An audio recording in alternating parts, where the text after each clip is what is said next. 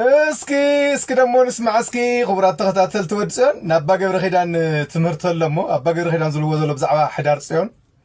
بزعوا حدار عسران حادن بزعوا صيون زغبر عسران حادن تنايت بعل كاورا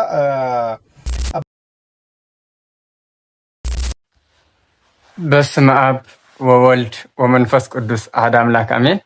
ناغزيهر بيسب نادينا نا قدس دنگل ماريام نحضر ادقي كلهم قدسان فوتوتي نايزي channel تخاتاتلتي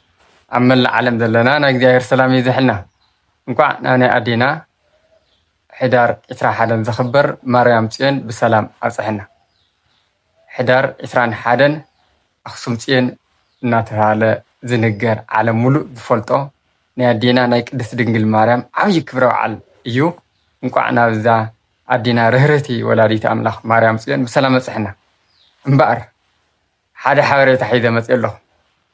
مچم عدنا ايهداويان الله ديلون زل حتى تتلع نيرو موزحتي يلن ايهدسي يلن عدنا يكون نيرو ايهداويان مالت نغزيهر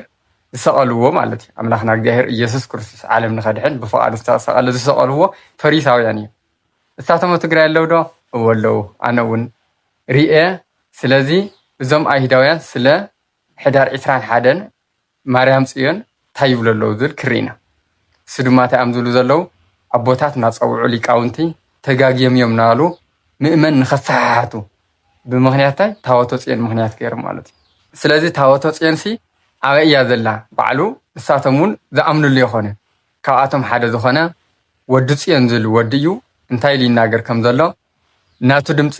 ሰሚዕና ንመለስ ስለስተናገሩ ድማ መልስ ክንወልና በመሰረት ቅድስት ቤተክርስቲያንና በመሰረት መጽሐፍ ቅዱስ ማለት ሰሚዕና ንመለስ እስኪ ደሞ ንስማዕ እስኪ خبرات ተኸታተል ትወድሰን ናባ ገብረ ኺዳን ትምህርት ኣለሞ አባ ገብረ ኺዳን ዝልዎ ዘሎ ብዛዕባ ሕዳር ጽዮን ብዛዕባ ሕዳር 21 ብዛዕባ ጽዮን ዝኽበር 21 ትናይት በዓል ካውራ አባ ገብረ ኺዳን ይነግሩን አለው ሕስ እንታይ እዩ ከመይ ፋላሲ ብጣዕሚ ፋላሰሎ እስኪ ንስምዖ እየሞ ካው ህዝበ ክርስቲያን እውን ክትመሚኻ ኣብ በዓልኻ እውን ኣበይ ከም ዘለኻ ክትግምግሞ ኢኻ በዓልኻ ተቐምጥ ኢኻ ማለት እዩ ኣብ ምንታይ ደረጃ ከም ዘለኻ እስኪ ንስምዖ እዮም አባ ገብረ ኺዳን ህዳር 21 ቀን እግዚአብሔር ለሙሴ በጣቱ ጽፎ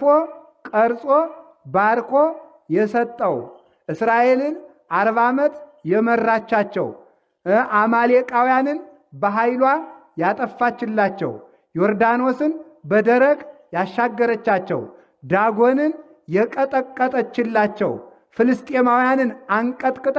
በምርኮ የተመለሰችላቸው እስራኤል ተማጽነው ጥያቄያቸው የሚመለስባት እግዚአብሔር ለሕዝቡ የሚገለጥባት እግዚአብሔር ከድንኳኑ ከታቦቱ ላይ ሆኖ ከናንተ ጋር ነኝ የሚልባት እግዚአብሔር ከነሱ ጋር መሆኑን የሚያረጋግጡባት ታቦተ ጽዮን ዛሬ ህዳር 21 ቀን ኢትዮጵያ የገባችበት ቀን ነው ማለት ነው። እውነቱ ማለት ነው። ህዳር 21 ቀን አክሱም የገባችበት ቀን ነው። 4 ማረፊያዎች ነበሯት። አንዱ መርጡለ ማርያም ይባላል። ምስራቅ ጎጃም ውስጥ ነው። መርጡለ ጽዮን ነበር የምትባለው። አንዱ ሳፍ ጽዮን ይባላል። ጣና ቂርቆስ ነው። እኔ የመጣሁበት ገዳም ነው። እዚያ አርፋለች። 4ቱ የጽዮን መንበሮች ነው የሚባሉት። አንደኛው ተድባበ ጽዮን ይባላል። ወሎ ውስጥ የሚገኝ ነው። ደቡብ ወሎ ውስጥ። አንደኛዋ አክሱም ጽዮን ናት። መጨረሻ ላይ ዛሬ አርፋ የምትገኘው አክሱም ነው። ህዳር 21 ቀን አንደኛ ከዚያ የገባችበት ቀን ነው። ሁለተኛ በግራኝ መሐመድ ጊዜ ታቦተ ጽዮን በስደት ዝዋይ ገዳም ቆይታለች። እዚህ ዝዋይ ቆይታ ግራኝ ካረፈ በኋላ ተመልሳ አክሱም የገባችው ህዳር 21 ቀን። እሺ መኽብራት ተኸታተል ትወድጽን አባ ገብረ ኺዳን ዝብልዎ ዘለዉ ሕዳር 21 ምናልባት ትግርኛ ዘይትሰምዑ ሰባት ኣምሓርኛ ሰሚዕኹም ዘይሰማዕኹም ግን እንታይ እዮም ዘለዉ ሕዳር 21 ማለት ሓደ እግዚአብሔር ጽላተ ሙሴ ጽላት ቀሪጹ ጽዮን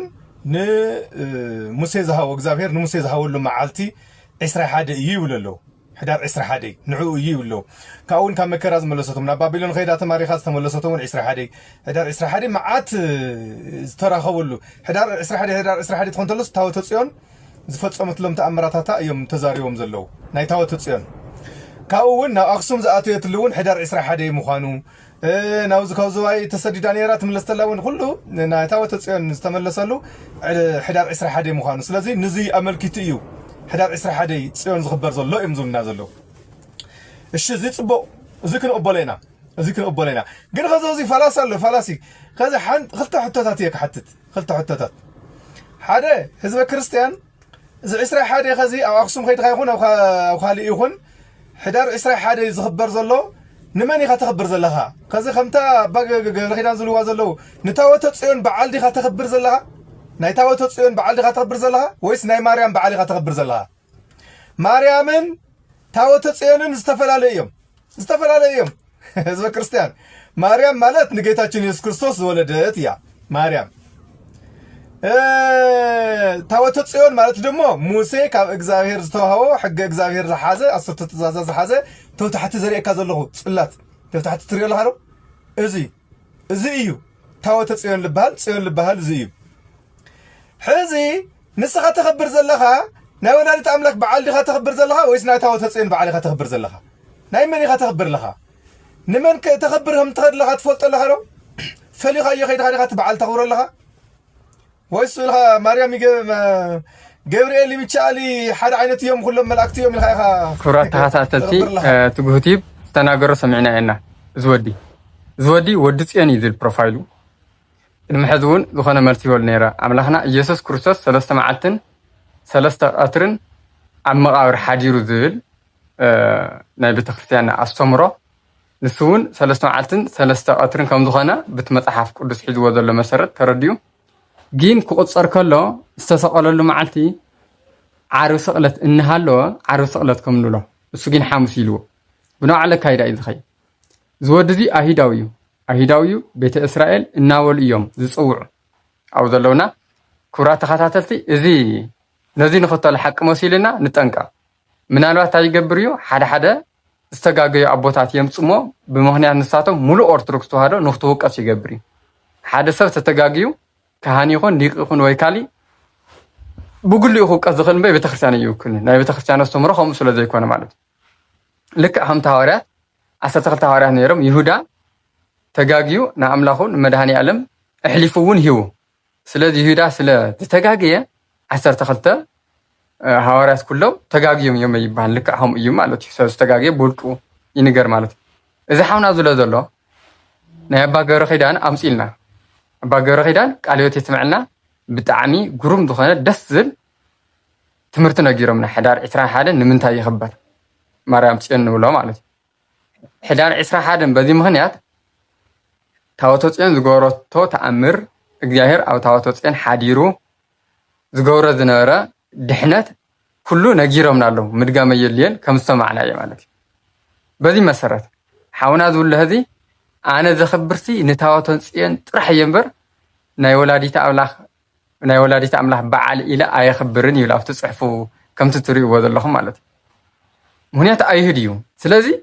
በዚ ምክንያት ንሕና ናብ ኣክሱም ጽዮን ንኸዶ ዘለና ዝኩሉ ህዝቢ ናብኡና ኸደ ዘኽብር ዘሎ ዓያሾ ግኒና ልክ ዓያሾ ግኒዎ ሰምዕ ደለኻ ዘክርስቲያን ኣለ ብድፍረት ኣነጋግሮ እውን ኮይ ብድፍረት ዝኾነ ናይ ሓደ ፖለቲካ ወይ ቀልየ መራሒ መሲሉ ይዛረብ ስለዚ ንጠንቀቕ ተመሳሲሎም ብዝመፁ ከይንጋገ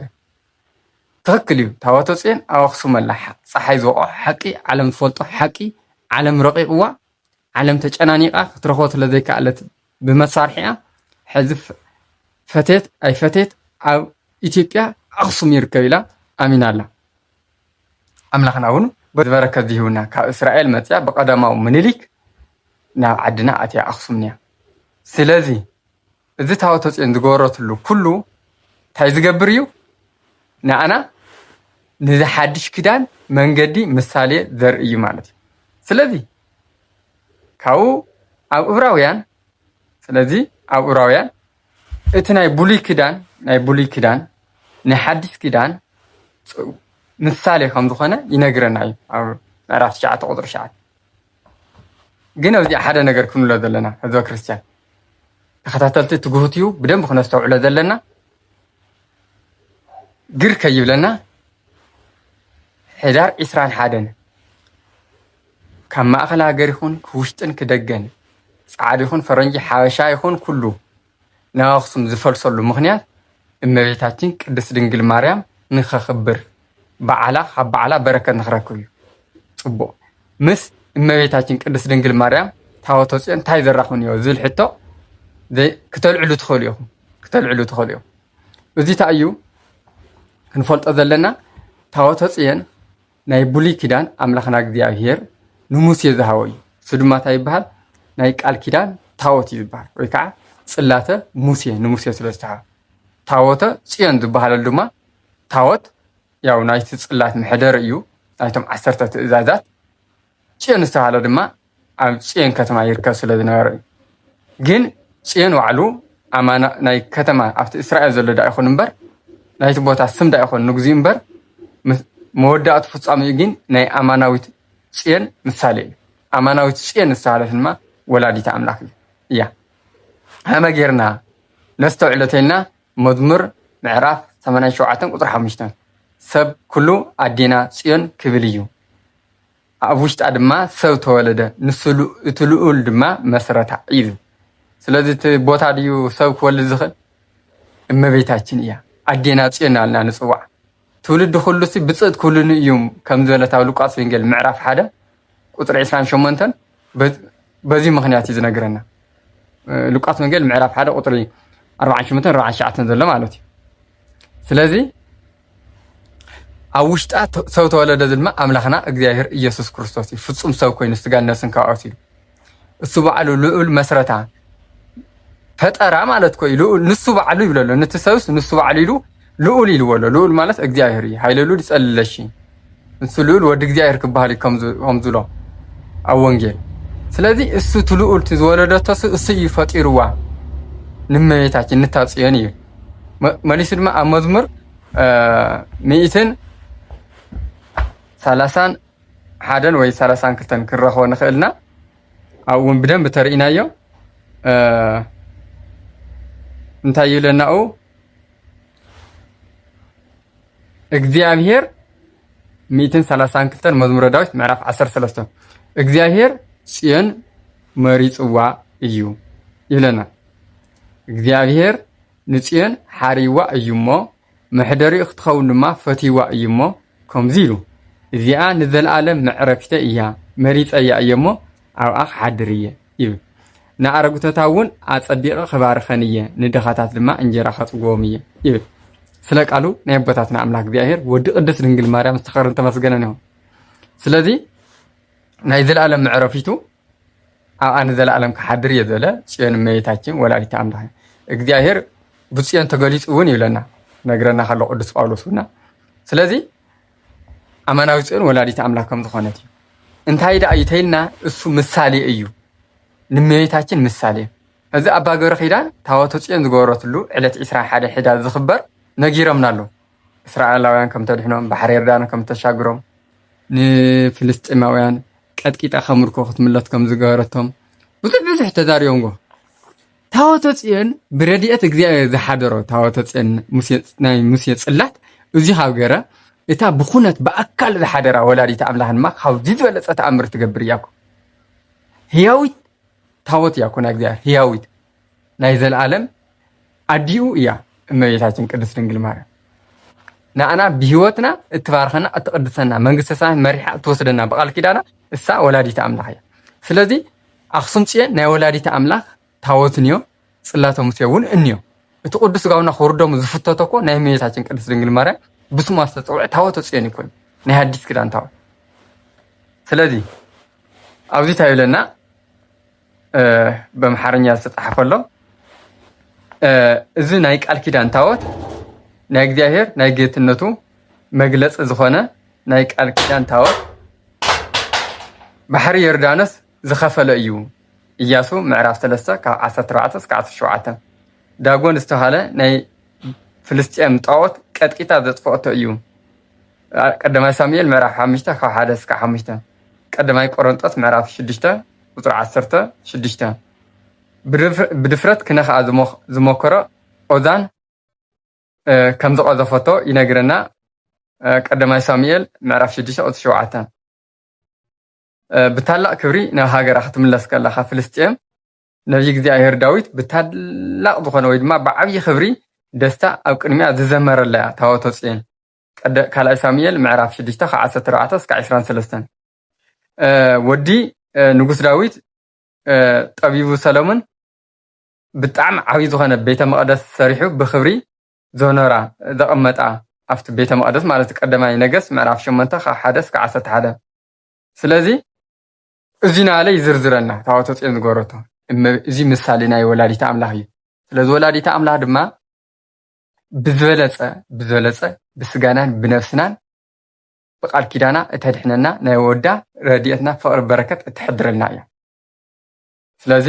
እቲ ናይ ቃል ኪዳን ታቦተ ጽዮን ብስጋ ዝፍወስሉ ዝነበሩ እዩ ናይ ሓድሽ ኪዳን ምሳሌ ኣብ ሓድሽ ኪዳን ዝነ ኣማናዊ ታቦት ጽዮን ትበሃል እመቤታችን ድማ ነፍስና እውን እንተፀህና ብጸሎታ በቃል ኪዳና እያ እቲ መድሓኒት ክርስቶስ ዝወለደት እያ ስለዚ ነስተውዕና ኣኽሱም ጽዮን ንኸደሉ ዘለና ሁነት ታቦተ ጽዮን ጥራሕ ንምኽባር ይኾነ ታቦተ ጽዮን ኣብኡ ዘሎ ከም ዘሎ ፈሊጥና ተረዲና እቲ ታቦተ ጽዮን ድማ ኣብ ኦሪት የድሕኖም ይፍውሶም ከም ዝነበረ እግዚኣብሔር ኣብኡ ሓዲሩ ከምኡ ድማ እመቤታችን ቅድስት ድንግል ማርያም ተኣማናዊ ታቦተ ጽዮን ድማ ብስጋና ብነፍስና ረድኤት ሓይሊ ጉልበት እትበና እያ ወላዲተ ኣምላኽ ኣዴና እሱና ስለዚ ክልቲና ሓሰብና ንኸይድ ማለት እዩ እዚ ሓውና ዘሎ ኣሂዳዊ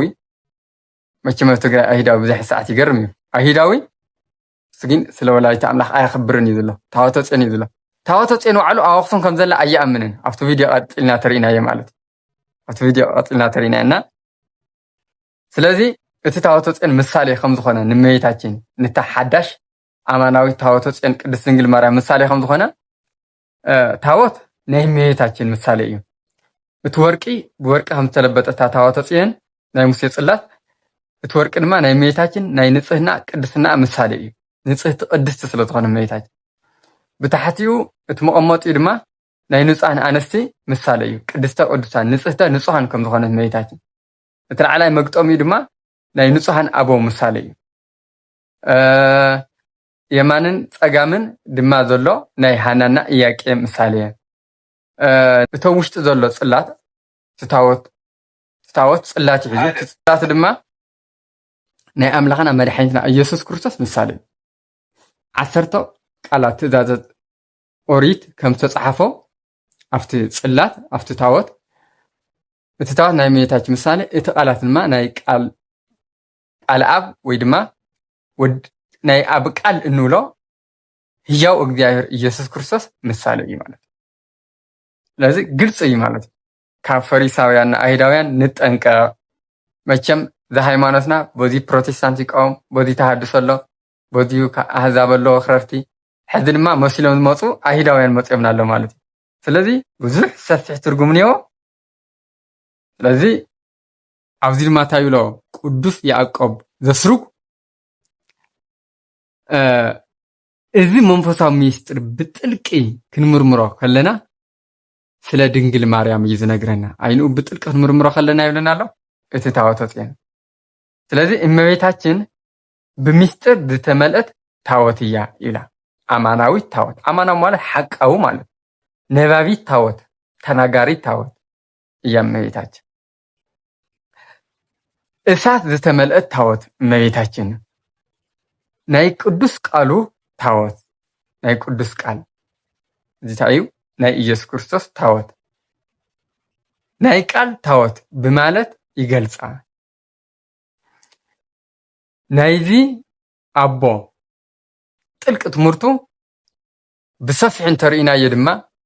ብዝበለፀ ዝነግረና እዚ ናይ እመቤታችን ናይ ቅድስት ድንግል ማርያም ኣማናዊት ታቦት ጽዮን ምዃና እዩ ዝነግረና እዚ ጥራሕ ይኾነን ኢልና ዝሓውና ዝተናገሮ ቀፂልና ንስማዕ እያ ኣየኑ ምዃኑ ክፍለጥ ክኽእል ኣለዎ ሓደ ከምታ ካልእቲ ሕቶ ድማ ከምታ ኣባ ገብረ ኪዳን ዝብልዋ ዘለዉ ንታቦተ ጽዮን በዓል እንድሕር ኮይኑ እዚ በዓል እዚ መታሰብያ ተባሂሉ እንድሕር ኮይኑ ዝኽበር ዘሎ ንማርያም ዘይኮነስ ንማርያም ጽዮን ዘይኮነስ ንታቦተ ጽዮን እንድሕር ኮይኑ ዝኽበር ዘሎ ታቦተ ጽዮን እንድሕር ተኽብር ለኻ ኮይንኻ ናይ ኦሪት ሕጊ ምስ ታቦተ ጽዮን ተተሓሒዙ مستوى تصين تتحاحزو ناي أوريت حقتات زفتصوم حقتات نيو أو أوريت نتاو تصين حزونا أقسم دحر هلا هنا هلا يا نمن تايدا عايزنا أوريت مسواتي ناي تاو تصين دحر تخبر لها تاو تصين زقباء مسواتي تزيت لها تاخوينم تبحق سرعة ساتم خزي فتصومو دحر تاو تصين هلا خوينا أقسم كاون ناي تاو تصين دحر خوين زبعال زي زخبر زلهم تبقى قبر خيدان زلو زلو أتو ناي دم مسوات نتاو تصين زقباء زلو حق سرعة تاخوين دا تريفو زي حدا ميتنا إنا زقرم يو أبا قبر خيدان كمهر خلو تخكلن ياتناقيرو جين انتايلو زي ولو بالصمس نتاو تصين ترحينا نخبر لنا نموسية صلات مالوتي تاو زلو أخصم ترح مي نميتاچن قدس نقل مريم أي نخبرن ناي ميتاچن قال كيدان رديسي يخونا نخبر لنا إيلوم يزلو أيروا نوع على تحساسي سوك حس خلكو حق تزي ترديو كله تسناغرو ناچناغ في يزسن أبا غير خيدان سلا تاو تصين يمتناغيروم نيو ناي ميتاچن قدس نقل مريم قريص يوريو مالتي امبر نسم بغلص تناغيروم غو سلازي تايلو اندحي تاو تصين أخصم الله انتيل كايللو أخصم مهلاسو يأمنه نحنا جينا عملنا تواتسين أو أخصم له نسجين زي عملنا له تواتسين يذخبر له خيد له أخصم له كذا زي عملنا حلمي وخين وذله سلادي اللي تواتسين تخبر له خيلس نمتعها أو أريد تجبر دنيا مسواتس زي تتقوم يزلنا له رأيوه أهيداويان بقرصي بقحدة زموتهم نجزيهير ولد أملاحناون سكع صقل الزو صحيح سلادي إذا أهيدا حاونا تايزله مع تواسير كالي حالي تدخليهم وانا نغير تاولو بوزلا تاعفو زاروا دمس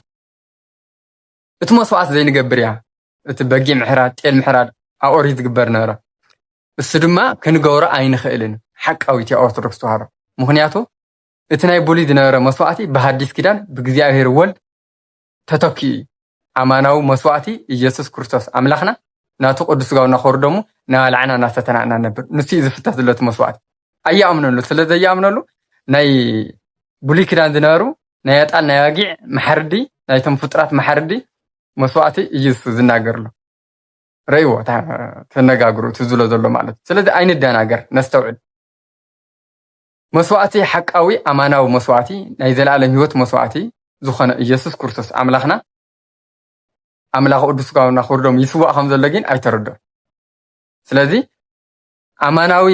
መስዋዕትና ኢየሱስ ክርስቶስ ኮይኑ አማናዊ ታወት ድማ أفت تقدس جاونا خروم زفتات الله نايم ميتاج قدس دنجل مريم تواس دمانيو أو مالتي سلذي نزيد ما نتحساو زفرس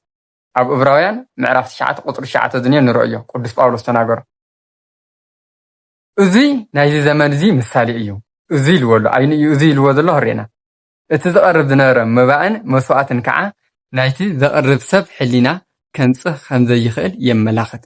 زنارا مسوعاتي ناي بولي كده ناي سرحلينا نفسها خنصها يخيلين يزلو خنصها يخيل ناي أملاخنا إيسوس كريستوس كما أثر تحتيات كما أثر تجانتا ذنصها كا ناي زل عالم هوتوني يوحنا سونجين معرف شديشتا كحمسان ثلاثة جميلنا رأيه زي اتزمن محدث كسكعد مص زجبر اتناي بولي زنار مسواتي زي اتزمن ناي محدث كسكعد مص زجبر ناي محدث كعد مص حديث كان كعد مص يقولوا ناي بالعين مستنه ناي ببا عينته زخنه ناي منصح افاو سرعت طرح ايو نيرو 4 مصعات يو اتزجبر زنار ابولي كده ناي ببا عين زخنه ناي منصح ناي افاو سرعت طرح ايو نيرو امبر حليناها نسخه زنصح ايكونن قصيلو قطر 10 حدا ክርስቶስ ግና ናይቲ መጽኡ ዘሎ ሰናይ ነገር ሊቀቅ አናት ኮይኑ መጻ ናፍታ ቢድ ዘይተሰርሐት ብልጽትን ፍጽምትን ካብ ፍጥረት እዚ ዘይኮነት ድንኳን ከዓ ኣተወ ደም ኣጣልን ተሓውና ዘሎ ቪድዮ ዘይስዋዕ ዘሎ ዝነበረ ኣት ደም ኣጣልን ዝራበን ሒዙ ዘይኮነስ ብናይ በዓል ደም ናይ ዘለዓለም ድሕነት ረኺቡ ሓደ ግዜ ንሓዋሩ ናፍታ ቅድስተ ቅዱሳን ኣተወ ደም ኣጣልን ዝራብዕን ናይታ ዝሓረረት ዓርሒ ሓማኽሽትን ኣብቶም ዝረኸሱ ተነፂጉ ሰምነቶም ኣጽዩ ዝቐድሶም ካብ ኮነ ደም እቲ ብዘለዓለማዊ መንፈስ ገይሩ ንባዕሉ ብዘይነቐፋ ንእግዚአብሔር ዘቐረበ ክርስቶስ ግዳ ነቲ ህያው እግዚአብሔር ምእንቲ ከገልግል ንሕሊናና ካብቲ ሞት ዘስዕብ ግብሪ ክንደይ ኣብሊፁ ዘየንጽሖ በዚ ምኽንያት ክርስቶስ ናይ ዝሓዲስ ኪዳን እዚኣ ማእኸላይ ተዓራቕ ኮነ እቶም ጽዋዓት ነታ ዘተስፍዎም ናይ ዘለዓለም ርስቲ ምን ትኾርሱ ካብታ ኣብ ትሕቲ እታ ቀዳመይቲ ኺዳን እንተለዉ ዝገበርዎ ሓጢኣት ምን ተኸድሕኖም ቤዛ ኮይኑ ሞተ ኢለና ማለት ስለ ቃሉ ናይ ኣቦታትና ኣምላክ እግዚኣብሔር ተኸረን ተመስገነን እዮም ግልጽ ገይርዎ ለኣምላኽና እግዚኣብሔር ቅዱስ ጳውሎስ ግልጽ ገይርዎ ኣሎ እቶ ብሉይ ኪዳን ንጉዚ ዝነበረ ኣፍኣዊ ከም ዝኾነ ሓድሽ ኪዳን መስዋዕቲ ነባቢ መለኮቱ ዝተዋሃዶ ኣምላኻዊ ስጉን ኣምላኻዊ ዶሙን እናሰተናና ነበር ኣሕዋተይ ንፈልጦ ደዚ ንብላዕ እዮ ንስተዮ ብንጽህና ብቅድስና ሓጢኣት ተሰሪሕና እናተነሳህና ቅዱስ ጋውና ኸርዶም ናባልዕና እናሰተና ክንነብር ከለና ሓይሊ ኣጋንንቲ ኣይስልጥኑኻ ጥበብ ኣእምሮ እዩ ዘዝሕልካ ስለ ቅዱስ ቁርባን ተናጊርካ ዝውዳእ ነገር ይኾነ ብጣዕሚ ዘደንቕ እዩ ኣምላኽና እግዚኣብሔር ኣብ ገነት ኣይትብልዑ ዝበሎም ኦም በሊዖም ኣዳምና ሔዋን ምስ ሞቱ እታ ዕፀ ህይወት ዝነበረተው እሳ በሊዑ ናብ መንግስትና ዝኣተወላ ዝነበረ ኣብ ክንደኣ ኣብ ምድሪ ድማ ዕፀ ህይወት እመቤታችን መፀት ኣማናዊት ዕፀ ህይወት ኣምላኽና ኢየሱስ ክርስቶስ እሞ ፍረ ናይ እመቤታችን ናይታ ዕፀ ህይወት ኮይኑ ብሉዕ ንስቲ ኮይኑ ንዘለኣለም ብህይወት ክትነብሩ መንግስትና ክትወርሱ ኢኹም ኢልና ማለት ስለዚ ጌጋ ኣስተምሮ ከም ምዃኑ ካብዚ ተረዲእና ክንጓዓዝ ዘለና ታቦተ ጽዮን እንታይ ማለት እዩ ታቦተ ጽዮን ምስ እመቤታችን ዘለዎ ርክብ ከመይ እዩ ዝብል ብደንቢ ኣስተውዒልና ክንኸድ ከም ዘለና ካብታ ዝተናገርክዋ ሕፅር ዘለት ኣምላኻዊ ቃል ድማ ንእሽተይ ግንዛቤ ሒዝኩም ከም ትኾኑ ተስፋ ይገብር ስለዚ ፍትዋተይ ናይዚ ቻናል ሓደሽቲ ዝኾና ሳብስክራይብ ንገሮ ናብ ካልኦት ድማ ንኽባፅሕ ሸር ንገሮ ላይክ እውን ንገሮ ስለ ዝነበረና ግዜ ናይ ቦታትና ኣምላኽ ቅዱስ እግዚኣብሔር ዝተኸበረን ተመስገነን ይኾኑ ኣማናዊት ታቦት እመቤታችን ቅድስት ድንግል ማርያም ብጸሎታ በቃል ኪዳና ካብ ክፉእ ዘለ ኩሉ ተሓልወና ናይቲ ታቦተ ጽዮን በረከት እውን ምሳና ይኹን ኣምላኽና እግዚኣብሔር ብቸርነቱ ምስ ኩላትና ይሁን ዓድና ሃገርና ሰላም ይገበረልና ወስብሐት ለእግዚአብሔር ወለወላዲቱ ድንግል ወለመስቀሉ ክቡር ንዘለዓለም ኣሜን